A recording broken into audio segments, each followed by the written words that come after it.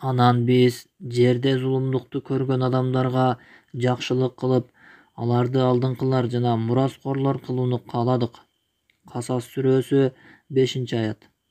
Кувейттик исламга жол ачуучу Абдуррахман ас-Сумайт: чындыгында силерден кийин сабырдуулуктун узак күндөрү болот. Ал күндөрдө силер турган нерседе, динде бекем тургандар силерден 50 адамдын сыйлыгындай сыйлык алышат. Ошондо сахабалар: "О Аллахтын элчиси, өздөрүнүн 50 кишисиндей эмеспи?" Ал айтты: "Жок, силерден." Аллахтын элчиси саллаллаху алейхи вассалам: ислам үммөтү тарыхта жер бетиндеги империялардын баарынан үзгүлтүксүз кол салууларды көрүп турган жалгыз дин. Бирок ал империялардын баары кулап, ислам дини жеңишке жетип, убакыттын өтүүсү менен бекемделгени таң калыштуу. Ислам үммөтүн жок кылуу үчүн өлтүрүү жана бузуп талкалоо каражаттарын эң жаман түрдө колдонуп жаткан өлкөлөрдүн кол салууларынан баш ийип калбастан, тескерисинче, мурдагыдан да күчтүүрөөк болуп чыкканы андан таң калыштуу. Ошондуктан душмандар өткөн кылымда ислам үммөтүн жок кыла турган жаңы каражат ойлоп табышкан. Ал мурдагы ыкмаларынан да ыпласыраак. Алар аскердик каражаттарды колдонуусуз эле үммөттү ичинен талкалоо болгондуктан мусулмандарга эч кандай пайда алып келбейт. Чыккынчылар ислам тарыхында биринчи жолу Абу Бакр ас-Сыдыктын халифалык учурунда кызматчылары аркылуу киришип, үммөттүн денесине тыңчыларын орнотушкан. Алар исламга тиешелүү бардык нерселерди элдерге жек көрсөтүү үчүн маданияттуулар деген ат менен жалданмачыларды колдонушкан. Чындыгында көпчүлүк мусулмандар исламдын туура жолунан тая башташкан. Мечиттер бош калып, кары-картаңдар гана бара турган болуп калган. Көптөгөн мусулман өлкөлөрдө аялдар хиджабтарын чечип салышкан. Мусулман жаштарынын кээ бирлери либерал болсо, кээ бирлери коммунист болуп кетишкен. Ошентип, ислам үммөтү аскердик жеңилүү жана илимий артта калуу караңгылыгында калды. Ошол учурда таң калыштуу өзгөрүү болот. Өткөн кылымдын 60-жылдарынын аягында, 70-жылдардын башында бардык мусулман өлкөлөрүндө таң калыштуудай болуп, бул үммөттүн мурасын бекем карманышып, анын тарыхынын даңкын кайтара турган жаңы муун пайда болот. Бул муун жандандыруу мууну деп аталган. Бул муундун арасында Перс кысыгындагы кичинекей бир өлкөнүн жаштары чыгып, алардын себеби менен бул өлкө кайрымдуулук иштеринде жол башчы болот. Бул өлкө аянты жагынан кичине болгону менен баатырлары жагынан үлкөн болгон. Ал Кувейт өлкөсү. Кувейт өлкөсү кайрымдуулук кылууда ислам ааламынын сап башында. Анын кайрымдуулук долбоорлору ислам ааламынын баарын камтып, анын мечиттери баатырларды тарбиялоо борборуна айланган. Кувейт уулдарынын арасынан жалпы ислам үммөтүнүн камын ойлогон жаштар чыккан. Алардын арасында Аллахтын динин жеткирүү үчүн үгүт иштери менен бүт ааламды кыдыргандар бар. Алардын арасында кооз исламий ырларды ырдаган чыгармачыл жаштар да бар. Ошондой эле алардын арасында аалымдар жана реформатору да болгон. Бул нефтиге бай өлкөнүн байлары исламга жана мусулмандарга жардам берүү үчүн миллиондогон каражаттарды жумшашкан. Картадан араң эле көрүнүп турган Кувейт өлкөсү ошол жылдарда ислам ааламында кайрымдуулук жактан эң алдыңкы сапка чыккан. Мен азыр Кувейттин Салмия шаарында өткөргөн бала чагымды эстеп олтурамын. Кувейттин жамаатка жыш толгон мечиттери да эсимде. Ошол мечиттерде өткөрүлгөн ыйык Куран ийримдери жана диний конкурстары да эсимде. Мен элдерге өзгөчө балдарга жумшак мамиле кылган аалымдарын эч качан унутпаймын. Жаш болгонума карабастан, колуңуздардагы китепти жазуум үчүн мага тамга тааныткан кувейттик устаттарымдын кызматын эч качан унутпаймын. Аллах Кувейт элине менин жана жалпы ислам үммөтүнүн атынан жакшылыктарды берсин. Мына ушул жагымдуу абадан өмүрүн Аллахтын динине чакырууга арнаган бир баатыр чыгат. Ал Аллахтын динине чакырууга кара денелүүлөрдүн мекенин тандайт. Ал пайгамбарыбыз Мухаммад алейхиссаламдын динин Африкага жеткирүү үчүн анын калың токойлорун, шаркырап аккан дарыяларын, какыраган чөлдөрүн жана татаал жолдуу тоолорун аралаган. Бул кайрымдуу аалымдын ысмы Абдурахман ас-Сумайт. Анын колунан көптөгөн африкалыктар исламга киргендиги үчүн аны Абдурахман аль-Фатих деп коюшкан. Ал Африка континентинде үгүт иши менен 30 жылга жакын жүргөн. Абдурахман ас-Сумайт 1947-жылы Кувейтте төрүлгөн. Апасы аны оор басырыктуу, тырышчаак жана окуусунда өзгөчөлүнүп турат эле деп айткан. Ал аз сүйлөп, жамаат намазга да бекем болгон. 6 жашынан баштап эле багымдат намазын жамаат менен окууга бекем болгон.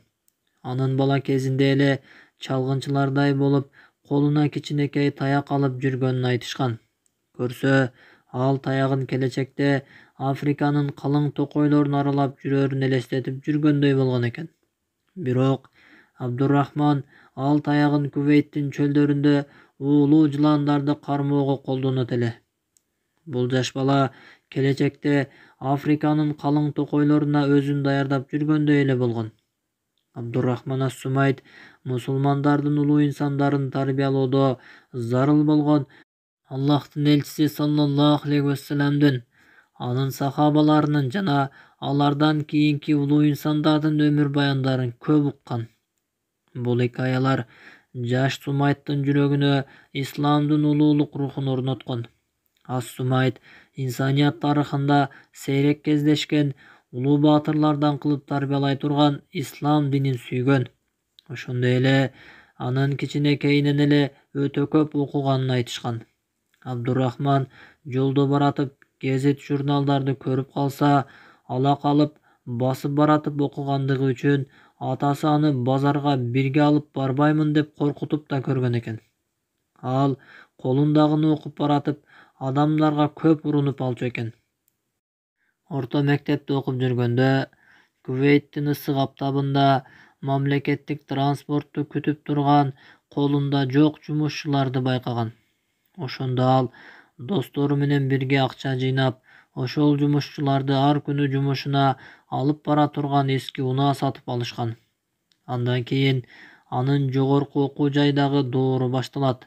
Ас-Сумайт Ирак, Британия жана Канада университеттеринде медицина тармагын окуган.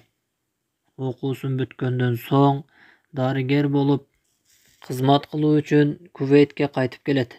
Бирок анын өмүрлүк жары Умму Сухайб Нурия Мухаммад аль-Баддах Кувейтти таштап, Аллахтын динине чакыруу үчүн Чыгыш Азияга кетүүнү сунуштайт. Бул жерде күйөөсүн жамандыкка эмес, жакшылыкка жана такыбалыкка түрткөн салиха аялдын ордун көрсөк болот. Ошентип экөө Аллахтын динине кызмат кылуу үчүн Азияга жайгашмай болушат. Бирок Аллах Таала өзүнүн даанышмандыгы менен Абдурахман ас-Сумайтты чыгышка эмес, батышка багыттап койду. Анын Африкага болгон саякаты башталды. Кувейттин мурдагы эмири шейх Жабир аль-Ахмади ас-Сабахтын жубайы Африкага барып, анын атынан мечит куруп келүүнү шейх Абдурахман ас-Сумайтка сунуштаганда, ал Малави өлкөсүнө жөнөп кетет. Шейх ал жакка барганда исламдын баалуулуктарын билбеген мусулмандарды көрүп аябай таң калган. Алар жада калса туура даарат алууну да билишпейт экен. Ошол эле учурда Европадан келген христиандар жигердүү иштеп, көптөгөн бутпарастарды жана алардын арасынан кээ бир мусулмандарды да христиан кылганга жетишиптир. Бул өлкөдө исламга чакыруу иши таптакыр жүргөн эмес экен. Жада калса Малавидеги имамдар да Фатиха сүрөсүн туура окуй алышпай калган экен. Бул көрүнүштөр Абдурахман ас-Сумайтты оор абалга салат. Бул жаш дарыгер жубайынын жардамы менен болгон күчүн Африка элдерин ислам динине чакырууга жумшаарына чечим чыгарат. Ошол күндөн баштап жубайы экөө Аллахтын динине чакыруу жана кайрымдуулук иштерин жүргүзүү үчүн Африканы кыдырып башташат. Британия жана Канада университеттерин бүтүргөн кувейттик бул дарыгер өзүнүн камсыз кылынган жашоосун таштап, жубайы экөө Африканын Мадагаскар аралынын калың токоюндагы Антеморо уруусуна жакын жайгашкан Манакара айылына жайланышат. Жубайы Сухайб мурастан калган байлыгынын баарын Аллах жолунда каржылоого бел байлагандан кийин алар Африканын ушул аралына динди жеткирүүнү чечишет. Сухайб окуу жана акылды ойготуу программаларын уюштуруп, аларды ийгиликтүү ишке ашырат. Ал ислам динине чакыруу үчүн Африка өлкөлөрүнүн кыдырып кеткен жолдошуна чоң тирек болот. Андан кийин шейх Абдурахман ас-Сумайт жубайы экөө кедей Африка континентиндеги мусулмандарга мечит, мектептерди куруу максатында жоомарт Кувейт эли жана Перс кысыгындагы айкөл араб элдеринен кайрымдуулук жыйноо үчүн Кувейтке кайтып келишет. Андан кийин бул улуу мусулман чыгааны долбоорун кеңейтет. Ал миңдеген африкалыктарды ислам динине жалгыз өзү чакырууну чектебей, бул континентке ислам дининин баалуулуктарын туура жеткирүү үчүн диний үгүтчүлөрдөн жана имамдардан турган топ түзөт. Ошентип, шейх Абдурахман ас-Сумайттын окуучулары Африканын калың токойлоруна жана какыраган чөлдөрүнө тарап кетишет. Алар Аллахтын элчиси Мухаммад алейхиссаламдын динин жеткирүү үчүн Африканын булуң бурчундагы айылдарга чейин жетишет. Шейх Абдурахман ас-Сумайт, анын жубайы Нурия Мухаммад аль-Баддах жана алардын окуучулары Аллахтын динине кызмат кылууну 30 жылга жакын улантышат. Алар ислам динин Африканын болжол менен 40 өлкөсүнө жеткиришет. Жашынан улгайып калганына жана ден соолугунун начарлап баратканына карабастан, шейх Абдурахман ас-Сумайт дарыгерлердин кеңешине кулак салбай, Африканын калың токойлорундагы медициналык зарыл жардамдары жок райондорунда жашап, ишин уланта берди. Ал жерлерде электр жарыгы жана таза суусу да жок болгон. Ушунун баары биз тутунган ислам динин жайылтуу үчүн болгон. Шейх ар түрдүү оорулар менен ооруп, жүрөк оорусу да тез кармай турган приступ болуп калганда, аны Кувейттеги Мубарак аль-Кабир ооруканасына жаткырышат. Анын ден соолугу аябай начарлап, жыйынтыгында көрүүсүн жоготуп, кыймылдай албай калат. Ал кээде өзүнө келгенде бир эле нерсе жөнүндө сурачу: Африкадагы динге чакыруу иши эмне болуп жатат? Биз тургузган жетимдер үйүндөгү жетим балдардын абалдары кандай? Шейх Абдурахмандын ооруп жатканы бүт Кувейт элине тараганда, алар бул сүйүктүү жердешине дуба кылып турушту. Андан кийин анын абалы ислам ааламына тарады. Ошондо анын динге кылган кызматын акыркы жылдарда маалымат каражаттарынан угушкан бул улуу мусулман баатырына Меккедеги Аль-Харам жана Мединадагы пайгамбарыбыз Мухаммад алейхиссаламдын мечиттеринде да дуба кылып жатышты. Ошондой эле ага Аль-Акса мечитиндеги мусулмандар да колдорун көтөрүшүп дуба кылышкан. Шейх Абдурахман ас-Сумайт өзүнө келип, кайрадан эле Африкадагы мусулмандардын абалы жөнүндө сураганда, анын жанында тургандар шейхтин Африкадагы кайрымдуулук коому Кенияга чоң борбордук мечит куруу уруксатын алганын кабарлашат. Сүйүнгөнүнөн шейхтин жүзү жаркырап, оорудан кыйналган үнү менен Аллахка шүгүрлөрдү айтат. Ошондо анын жүзүндө 60 жыл мурда эски Кувейттин көчөлөрүндө колундагы таягы менен ойноп жүргөн жаш баланын жылмаюусу көрүнөт. Ошол учурда бул жаш бала Африканын калың токойлорун кыдырып жүргөнүн элестеткендир. Балким, Бул жылмаюу шейхтин ошол балалык күндөрүн көргөндүгүнөн болгондур.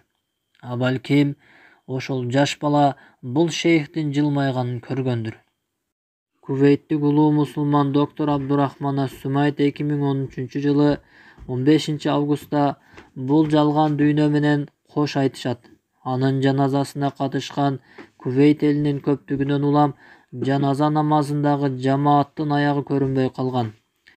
Шейх Абдурахман Ас-Сумайттын колунан канча африкалык ислам динине кирген. Бул кувейттик баатырдын колунан 11 миллион африкалык исламга кирген. Бул китепте исламдын улуу инсандарынын 99-унун тарыхы менен таанышкандан кийин 100-улуу инсандын өздүгүнүн сырын ачууга убакыт келди.